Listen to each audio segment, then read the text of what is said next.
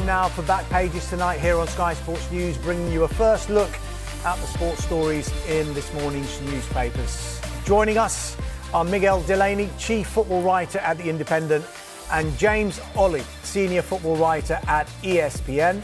Welcome along to you both. Let's quickly run through the back pages.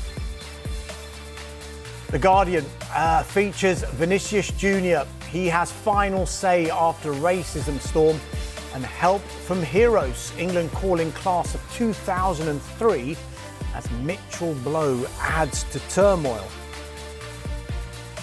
The Sun focuses on the title race and Declan Rice saying, "I'm coming to the boil," and more on the racism row with Vinicius Jr. stepping up. The Mirror focuses on Manchester United's financial results, queasy money and fresh blow for crisis-hit Owls. The Express focuses on Manchester United as well, Sir Jim's sack of cash, and more on Declan Rice. We're fired up to land a crown. The Times, United £1.3 billion in debt after cutting costs, and Vinicius knocks Benfica out. And in the Telegraph, a story on Saracens' salary cap scandal reignited by shock new claim. OK, let's start then with the night's Champions League games, and a sweet moment, wasn't it, for Vinicius Jr. He scored the winner on the night for Real Madrid, and it's featured in The Guardian. Vinicius has final say after racism storm. They beat Benfica 2-1 on the night and 3-1 on aggregate. Miguel, James, welcome along. Miguel, I mean, if anything was to be predicted after the build-up to this game, it was Vinicius Jr. probably getting the winner in this one. Absolutely. A lot of narrative there, as they say in media. And look, with a story like this, I mean, you don't want to get into the sort of language like this is a riposte to what happened to him, like that, because one is the relatively trivial event of a goal being scored, as important as sport is to us, and the other is quite a serious discussion about an allegation of racism.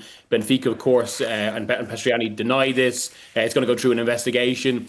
But still, given the context, I suppose Vinicius did all that he feels he can do after, of course, going through the processes, which is show, well, I mean, he might put it, why he, I mean, separate to racial abuse or anything so serious, but why he winds up fans, because he's so good, because this is what he can do. Another superb performance for a player that's kind of coming into his own and going to another level. James, the build-up clearly about Gianluca Prestiani, and to a certain degree as well, Jose Mourinho's reaction after that first leg. What have you made of the process from UEFA, and does it need changing at all? Well, it's difficult in this instance, isn't it? Because Benfica have been steadfast and firm in their denials that, you know, that Prestiani didn't say what Vinicius Jr. alleges him to have said. To try and sort that out in a week is, you know, not ideal. And I mean, it's difficult. You kind of want these situations to be rectified as soon as possible. It's just not helped UEFA themselves, really, that their format has dictated that the playoffs are 1 week apart. Had this been, you know, a round of 16 game where the games was more spread out, they probably could have got it sorted out for the second leg. But I mean, to be honest, it's nice to be talking about the football primarily, and you know, and the goal was brilliant from Vinicius Jr. I mean, just a wonderful finish in a game where Real Madrid looked quite ragged. They were playing as they often do as a group of individuals, and you know, it was an individual magic moment that settled it. And I just thought the fact that Vinicius Jr. celebrated his goal with exactly the same celebration as a week earlier, I just thought was just a perfect kind of way to tie this all up in a neat bow. You know, I mean, obviously there's still the case to be heard, but I mean, from his point of view, to make that point of, I should be allowed to celebrate, I'm going to continue celebrating, and I'm not going to be coward, and I'm not going to stop celebrating how I want to celebrate, I just thought was just a wonderful moment. Miguel, James mentioned it there. It was good just to focus on the football. The Times has a picture of Vinicius Jr. celebrating there. Vinicius knocks Benfica out is their headline. Just more generally on the football, Real Madrid, 15 times winners, they're not looking a whole lot convincing at the moment, are they? And how many times have we said that over those 15 times? All right, maybe not the historical ones, but certainly their last 5 Champions Leagues, or 6 actually, there's been so many campaigns where they've looked unconvincing, where they look like a group of individuals rather than an actual team.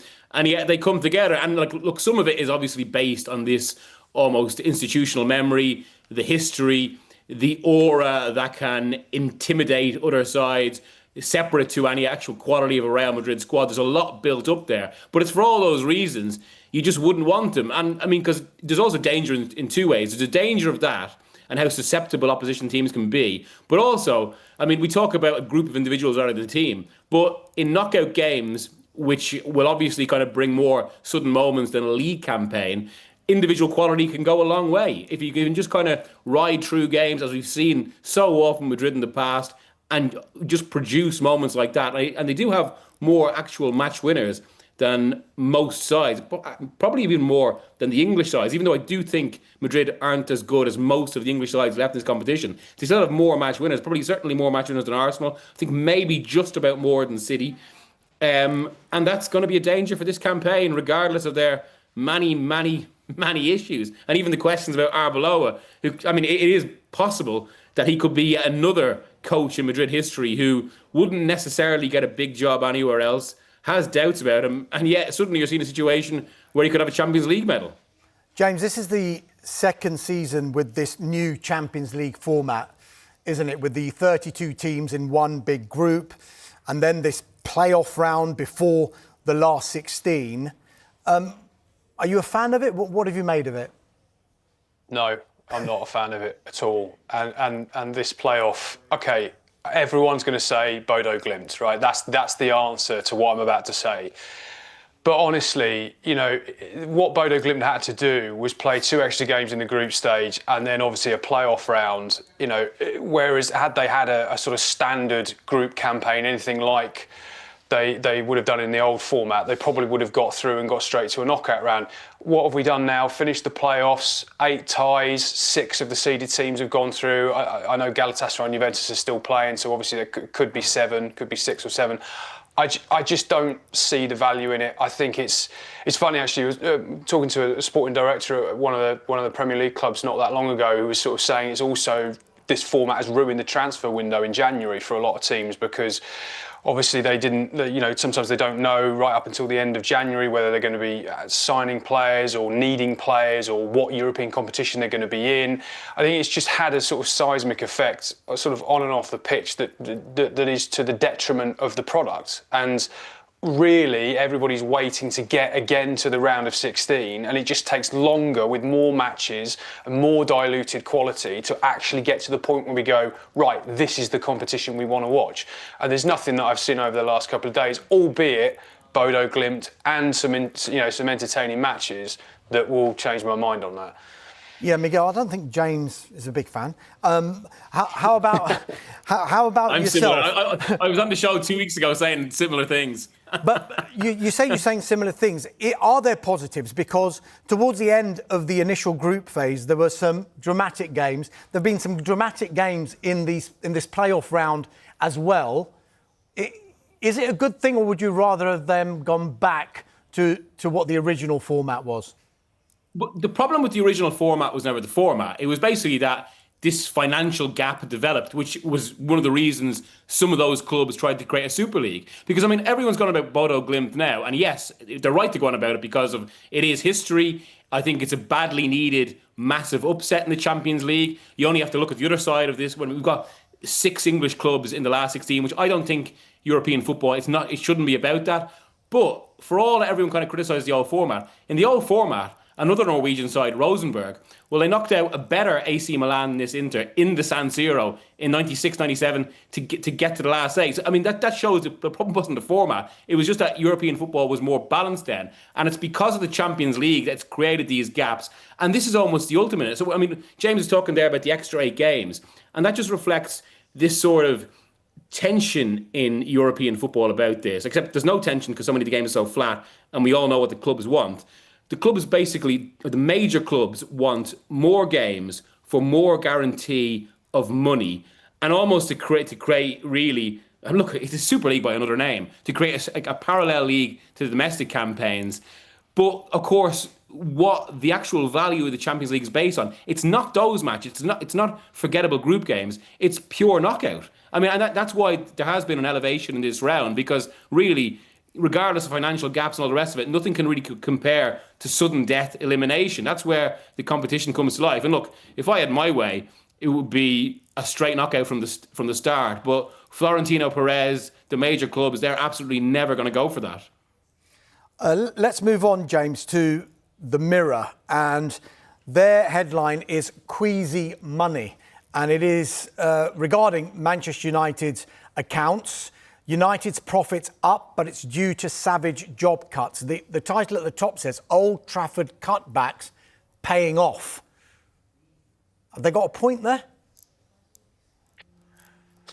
I mean, it's interesting that the papers have kind of gone a few different ways with this story because you can, but I think the bottom line is 1.3 billion in debt, and that's without funding a new stadium, and that is the major problem in the background here for Manchester United, is that the other two clubs that I think have got an excess of £1 billion in debt are Spurs and Everton, who of course have built their stadiums and you know are going to start reaping the rewards of that. Obviously Spurs have been for a few years. What are Manchester United going to do? Where are they going to find the money from? And it sort of also underlines just how important Champions League football is for them. Look, I mean, does these financial results justify every decision that Ineos has made? Does it justify? I think in these accounts it says the 450 staff they've cut has saved them about £7.5 million.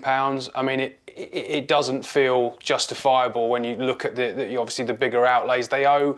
I think it's £500 million in outstanding transfer fees. I mean, these are eye-watering numbers, and they are far from out of the woods because they've recorded a profit in this period. I mean, there are major concerns about Manchester United as a well, not as a going concern. I mean, what was it last year when Jim Ratcliffe was saying they were going to be out of business by Christmas? I mean, when you start to dig down into these numbers, I don't think it's ever quite that dramatic. These, you know, a club the behemoth size of Manchester United, but you do start to think, you know, if they don't make Champions League, what a massive impact that will be. I think we've seen when they unveiled the stadium plans, and then it all goes kind of a bit quiet, and you know, Ratcliffe starts putting out these sort of feelers for government money and taxpayer funding. You can see why when these figures come out. I mean, there are some difficult days ahead for United. Just because they've turned a profit doesn't mean they've turned a corner.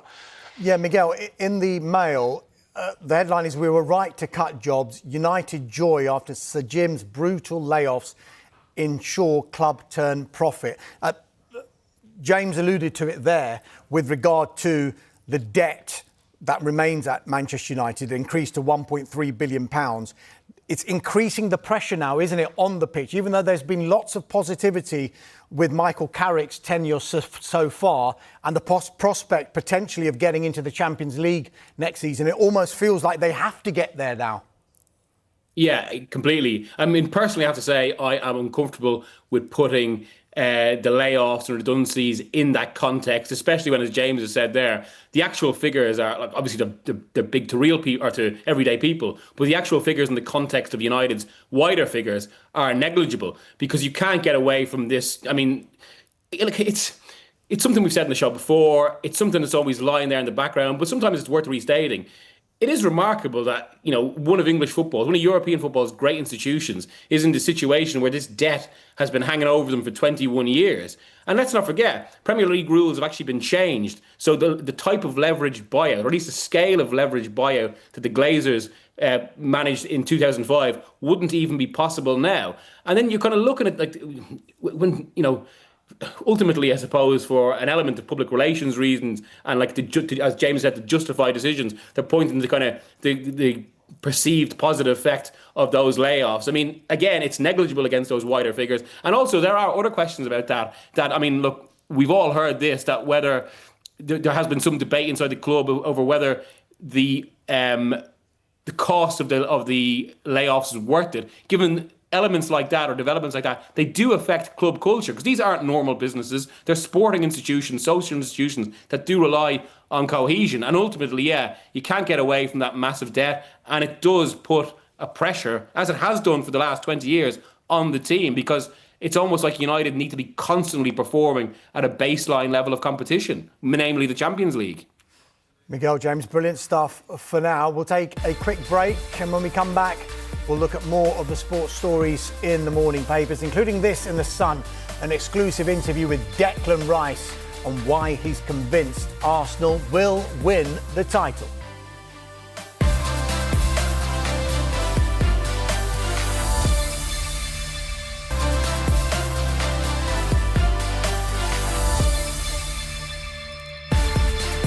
You're watching Back Pages tonight, and welcome back to Miguel Delaney, Chief Football Writer at The Independent, and James Olley, Senior Football Writer at ESPN. James, let's direct you to the back page of The Sun, an exclusive with Declan Rice. He says, I'm coming to the boil. I see what they've done there with that headline. Dec hungry for goals in Arsenal title push. There's so much noise, as we know. I mean, we go to a lot of Mikel Arteta's news conferences about Arsenal and this title challenge. How crucial is Declan Rice going to be if they are going to end that 24-year wait for this title, 22-year wait even? Yeah, I mean, he's massive, isn't he? I mean, he's in the running for the individual Player of the Season awards already, I think. And look, I mean, I think this interview was done just before the North London derby last weekend. And it sort of has echoes, I think, of something that he said in pre-season when he was out in Singapore and Hong Kong. I went out with a team for that, and he talked there about how he wanted to add more of an end product to his game, and he had targets in mind that he wouldn't share with us. And clearly he's here now talking to The Sun, saying something similar about how he wants to be involved in the business end of the season and be peaking at the right time. Obviously his role has changed a little bit under Arteta. He's now talks a lot about being this box-to-box midfielder, playing as an 8. He's on set pieces, he's on free kicks. Everybody will always remember those 2 free kicks he scored against Real Madrid. He's involved in every aspect of the game. But I think what he also wants to be is that kind of sort of talismanic, almost throwback midfielder of the sort of Gerrard, Lampard kind of generation who can just do everything, just do every aspect of the game and be involved in every minute. He plays pretty much every minute. He's very rarely injured. And you just sort of feel as though the standards that he set in the first sort of half to sort of 2/3 of the season, if Arsenal are going to get over the line, it's going to be him maintaining that level and really driving everyone around him to keep doing the same. Miguel, Declan Rice says it's on us to take the responsibility and go and win. And I can sense that this year. I can feel that fire in our tummies. They are, 5 points clear. City, of course, have got a game in hand. Just looking further ahead slightly, that Carabao Cup final, which is on the horizon between Arsenal and City, how pivotal and crucial do you think that is going to be for both clubs and what they end up winning for the rest of the season? Well, I was about to say singularly pivotal, or I would have said singularly pivotal, given it almost kind of sets the stage for the title race. Except now it is looking like it could be part of a series that almost might be too much for the Premier League, because it isn't inconceivable that these two teams could meet across every single competition over the space of 2 months. Already, the Champions League draw on Friday will dictate whether they will meet in the quarter-final, or if it goes another way, they're on a separate side. But it's a 50-50 chance.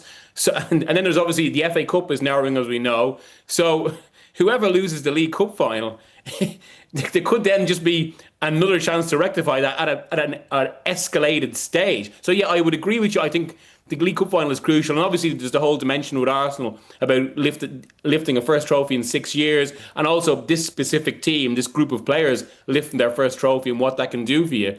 But if it doesn't happen, it is very possible there could be another huge match between these teams along the next corner. And by the way these things work, it isn't usually the case, and especially when both teams are so close in quality, it isn't usually the case that one team goes and wins everything, even if they do win the first game. There's likely to be a bit of kind of back and forth about it if they do meet in all these competitions. But what a prospect that is. We've never really seen anything like that in English football. Yeah, certainly does look like some prospect, doesn't it? James, in the Daily Mail, it's Sheffield Wednesday. I mean, administration, points deductions, and just when things couldn't get worse, the headline there, Wednesday woe as Sale falls through at the 11th hour. It's so desperate there at the moment, isn't it? Yeah, it is. I mean, I know Miguel's been writing about this, so he's probably better placed than I am to talk about it. But I mean, it's, you know, I think this is the end of a 6-way auction. So I guess the logical hope for Wednesday fans now is that one of those other consortia come back in, probably in a cut price deal. I think from what I've read that they have enough money to get them through to the end of the season, so that there is a little bit of time there in terms of sort of cash flow for the club to continue operating. But, you know, it's just sad to see a club of that stature with that history, you know, be put in this situation where their very existence is uncertain. Yeah, Miguel, it's basically a message, isn't it? Of a club of that stature and that size, it can happen to them, it can happen to anyone. Yeah, absolutely. Look, there's bigger discussions you could have here about ownership in English football. But actually, it's why I wouldn't necessarily say that this development is a complete negative for Wednesday, because there have been questions. And look, this deal, they were the preferred bidders, the board consortium. It was taking a long time to go through. From speaking to people involved, obviously they're all under confidentiality agreements, but it was complicated. There was a slow process of information. It also raised questions, given that this is ultimately about gambling money.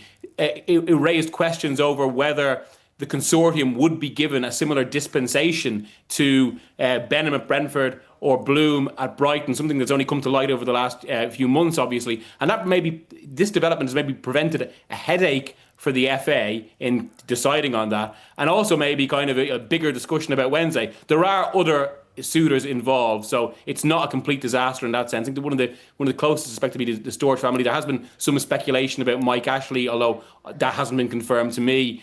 But look, from speaking to Wednesday fans as well, there seems to be some hope that eventually there is light in the tunnel a bit. But yeah, I mean, it shouldn't be the case that a club of this history and stature should even be in this situation in the first place. Yeah, Miguel, just staying with you, if you can explain in around a minute the story, the special report in the Daily Telegraph, Saracens salary cap scandal reignited by shock new claims. It's a special report by the chief rugby correspondent there, Gavin Mayers. It's a remarkable story, and I mean, I hasten to call it the Manchester City case of rugby, given that the dimensions are completely different, and also City crucially insist on their innocence, whereas Saracens were punished with they were fined 5.36 million in 2019, an unprecedented punishment in British sport for salary cap breaches.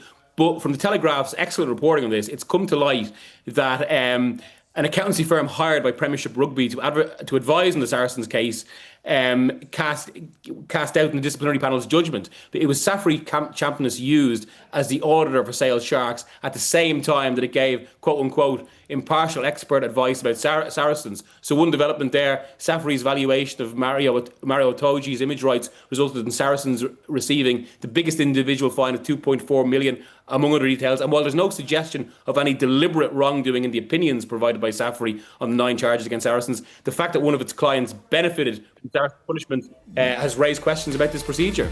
Brilliant stuff. Great timing, Miguel. James, thank you very much indeed. Coming up on Sky Sports News, more on Vinicius Jr.'s winner for Real Madrid.